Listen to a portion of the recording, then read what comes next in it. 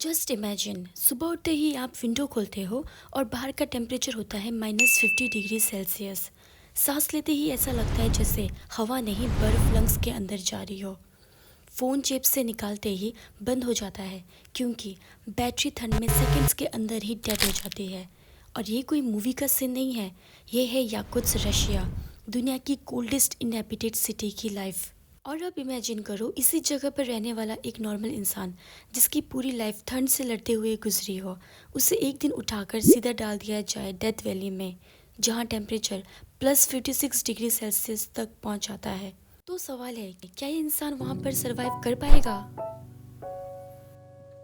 इसका जवाब समझने के लिए हमें पहले याकुत्स के लोगों की ज़िंदगी समझनी पड़ेगी। याकुत्स में रहना सिर्फ कोल्ड वेदर का इशू नहीं है, ये एक डेली सर्वाइवल सिस्टम है। यहाँ साल के लगभग 8 से 9 महीना विंटर रहता है। कभी कभी तो पूरा महीना बिना धूप के भी निकल जाता है। ज़मीन पूरे साल फ्रोज़न रहती है जिसे कहते हैं पर्मा फ्रॉस्ट। इस फ्रोज़न ज़मीन पर घर बनाना पॉसिबल नहीं होता, इसीलिए याकुत्स के घर स्टील पिलर्स पर खड़े होते हैं।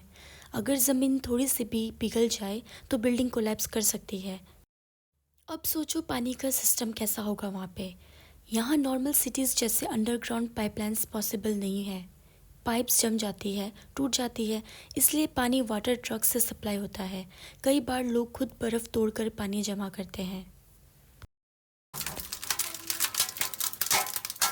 Now electricity.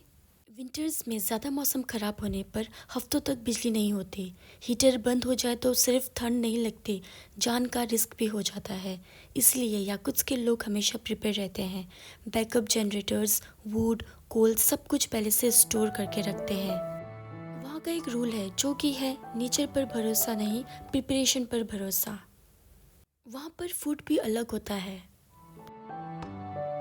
फ्रेश वेजिटेबल्स यहाँ लग्जरी है। ज़्यादातर लोग फ्रोज़न मीट खाते हैं जैसे deer meat, horse meat, fish.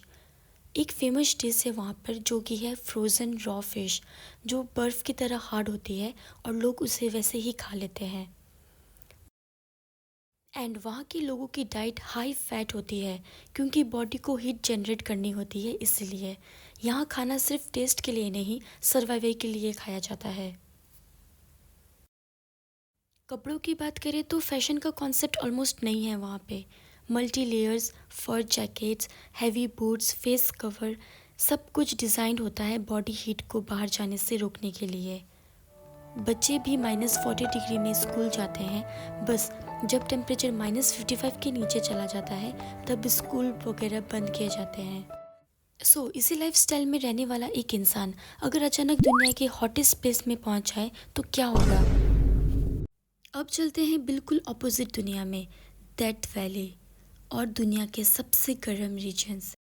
अब यहाँ प्रॉब्लम ठंड नहीं है, प्रॉब्लम है एक्सेस हीट। यहाँ के लोग गर्मी से लड़ते नहीं, वो गर्मी के साथ जीना सीख लेते हैं। वहाँ के घर थिक वॉल्स के बने होते हैं, विंडोज़ छोटी होती हैं और रूफ लाइट कलर के ताकि हीट रिफ्लेक्ट हो जाए। यहाँ पर एयर कंडीशनिंग लग्जरी नहीं बल्कि सर्वाइवल का टूल है। अब यहाँ का डेली रूटीन बिल्कुल अलग होता है। सुबह जल्दी काम करना होता है लोगों को ताकि दोपहर में घर के अंदर ही रहना पड़े, और शाम या रात को ज़्यादातर बाहर निकलते हैं। कंस्ट्रक्शंस वर्कर भी लिमिटेड आवर्स ही काम करती है। हर थोड़ी देर में वाटर ब्रेक लेना मैंडेटरी होता है वहाँ पर, क्योंकि बिना पानी के बॉडी में डिहाइड्रेशन हो सकता है और यहाँ कुछ घंटों में बॉडी कोलैप्स भी कर सकती है।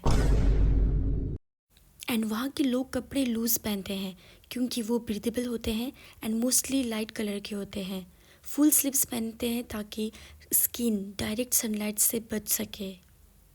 यहाँ एक चीज़ सबसे इम्पॉर्टेंट है और वो है हाइड्रेशन। हर आदमी के हाथ में पानी होता है।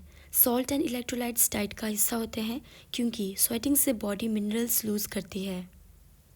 अब इमेजिन करो याकुत्स का कोई रेसिडेंट जो स्वेटिंग का आदत ही नहीं रखता, जिसका बॉडी सिस्टम हीट कंजर्व करने के लिए बना हो, उसे सीधा डेथ वैली में छोड़ दिया जाए तो क्या होगा? ऐसे सिचुएशन में सबसे पहले उसकी बॉडी कंफ्यूज हो जाएगी, स्वेट एफिशिएंसी नहीं होगी, कोर बॉडी टेम्परेचर रिपीटली बढ़ जाएगा और डिहाइड्रेशन बहुत फास्ट हो जाएगा। इसका रिजल्ट, पहले हीट एग्जॉशन, फिर हीट स्ट्रोक और अगर हेल्प ना मिले तो ऑर्गन फेलियर और डेथ भी पॉसिबल है। इसीलिए अगर सवाल हो can Yakuts people directly survive Death Valley, so जवाब होगा नहीं, सेफली नहीं। लेकिन कहानी यहीं ख़त्म नहीं होती। अगर याकुत्स के लोग धीरे धीरे मॉडरेटली हॉट प्लेसेस में शिफ्ट करें, जैसे 30-40 डिग्री टेम्परेचर वाले एरियाज में, और बॉडी को वीक्स या मंथ का टाइम मिले अडेप्ट होने के लिए, तो सर्वाइवल पॉसिबल है। क्योंकि धीरे धीरे बॉडी स्वेट करना सीख जाएगी, ब्लड सर्कुलेशन भी एडजस्ट हो जाएगा और हीट टॉलरेंस भी बढ़ जाएगी। इस प्रोसेस को कहते हैं हीट एक्लाइमाटाइजेशन।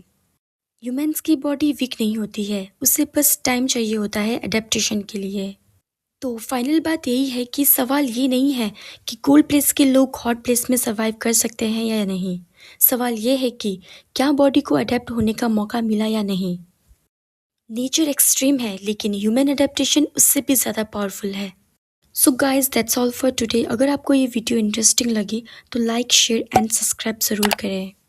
और कमेंट्स में बताओ कि अगर आप याकुत्स में पैदा होते तो क्या आप डेथ वैली में सर्वाइव कर पाते।